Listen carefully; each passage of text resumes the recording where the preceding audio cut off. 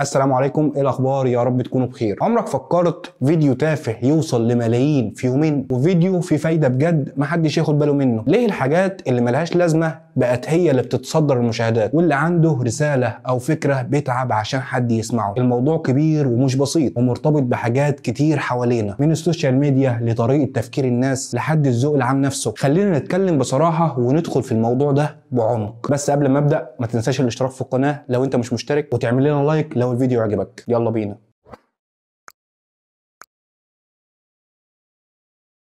ليه يا ترى المحتوى التافه بينجح اكتر؟ سؤال بيجي على بال ناس كتير، خاصة الناس اللي بتحاول تقدم حاجة مفيدة بجد. تلاقي نفسك قاعد بتفكر ليه فيديو ممكن يكون عبارة عن هزار فارغ او تحدي ملوش معنى يوصل لملايين المشاهدات في يومين، بينما فيديو تاني فيه معلومة او تجربة حياتية محدش بياخد باله منه. الموضوع مش بسيط ولا له اجابة واحدة، لكنه مرتبط بحاجات كتير حوالينا، سواء طريقة تفكير الناس او نظام السوشيال ميديا نفسها. بص، احنا عايشين في زمن السرعة، كل حاجة حوالينا بقت سريعة لدرجة ان الناس نفسها ما بقاش عندها طولة بال. يعني المشاهد العادي لما يفتح الموبايل ما عندوش استعداد انه يقعد يتفرج على حاجة تطلب منه تركيز او تفكير. هو عايز حاجة تسليه، حاجة تخليه يضحك بسرعة، وحتى حاجة تخرجه من المود اللي هو فيه. وده السبب انك تلاقي فيديوهات التحديات او المقالب تنتشر بسرعة، لانها ببساطة بتدي الاحساس ده للناس انك مش محتاج تفكير، بس استمتع وخلاص. كمان في نقطة تانية، السوشيال ميديا مصممة اصلا عشان تشجع النوع ده من المحتوى. الخوارزميات بتحب التفاعل السريع، ومحتويات زي الرقص او المقالب بتخلي الناس تعمل لايك وشير في لحظتها. انما المحتوى التقيل او اللي فيه رساله بيحتاج وقت عشان الناس تستوعبه، وده ما بيجيش نفس الارقام في وقت قصير. فبالتالي المنصات دي بتفضل تروج للتفاهه لانها ببساطه بتكسب منها اكتر. لكن المشكله الحقيقيه في رايي هي في الذوق العام. الناس مع الوقت بقت مياله اكتر للحاجات السهله اللي ما تطلبش مجهود، وده مش عيب فيهم لوحدهم، ده بسبب التربيه اللي مركزتش على اهميه التفكير النقدي، التعليم اللي خلاهم ياخدوا المعلومات زي ما هي من غير ما يسالوا ازاي او ليه. ده خلى المحتوى التافه يبقى هو الخيار الاسهل ليهم، لانك لو جيت تفكر فيها، الشخص اللي اتعود ان هو يتفرج على حاجات سطحيه هيكون صعب عليه ينجذب لمحتوى تقيل حتى لو كان مفيد جدا. طب تعال نتكلم بصراحه، في ناس بتقول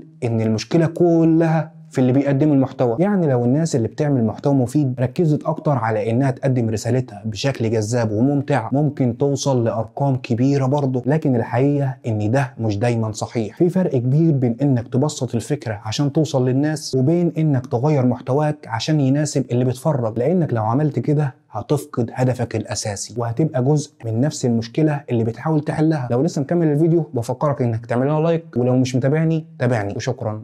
اللي يضايق اكتر ان المحتوى التافه مش بس بياخد وقت الناس، لكنه كمان بيأثر على طريقه تفكيرهم. يعني لما كل اللي بتشوفه طول اليوم حاجات سطحيه، دماغك نفسها بتبدأ تبقى سطحيه، ما بقاش في مساحه للتفكير او التحليل، وده بيأثر على حاجات كتير زي طريقه اختيار اصحابك او حتى طموحاتك في الحياه. تلاقي الناس بقت مهتميه بالمظاهر اكتر من الجوهر، وكل ده بسبب المحتوى اللي بيتعرض قدامهم يوميا. لكن خليني اقول لك، مش معنى ان المحتوى التافه بينجح ان المفيد ملوش فرصه. بالعكس، دايما في ناس بتدور على الفايده وبتقدر تفرق بين الحاجتين، وده اللي المفروض نركز عليه، اننا نشتغل اكتر على تقديم محتوى هادف، وبنفس الوقت نحاول نخلي اسلوبنا اقرب للناس، لان في النهايه الرساله اللي بتسيب اثر هي اللي بتعيش. اما التفاهه اللي مهما حققت نجاح بتبقى زي الفقاعة، بتختفي مع الوقت وما بتسيبش حاجة وراها. في النهاية النجاح الحقيقي مش في انك تعمل ارقام او مشاهدات، لكن في انك تسيب اثر حقيقي عند الناس. التفاهة ممكن تكسب بسرعة، لكنها عمرها قصير وما بتسيبش اي قيمة. اما المحتوى اللي ليه معنى حتى لو بدايته بطيئة هو اللي بيعيش وبيفضل محفور في قلوب وعقول الناس. نصيحتي ليك، لو بتقدم محتوى خلي رسالتك واضحة وقيمتك ثابتة حتى لو الطريق طويل. ولو كنت من اللي بيتفرجوا خليك واعي لاختياراتك. كل فيديو بتتفرج عليه